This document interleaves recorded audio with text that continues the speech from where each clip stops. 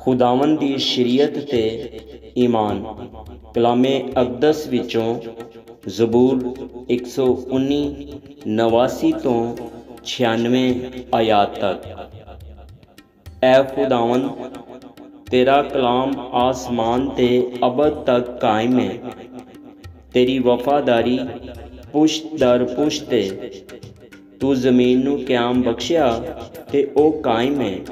ओ अज तेरे अहकाम दे मुताबिक कायम ने, क्योंकि सारियां चीज़ां तेरियां खिदमत गुजार ने। अगर तेरी शरीयत मेरी खुशनुदी ना हुंदी ते मैं अपनी मुसीबत विच हलाक हो जांदा।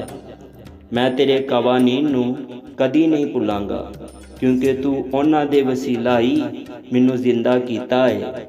मैं तेरा ही हाँ, मैनू बचा लै, क्योंकि मैं तेरे कवानीन दा तालिब रहा वां। शरीर मैनू हलाक करन लई गात च लगे रहे, लेकिन मैं तेरी शहादतां ते गौर करांगा।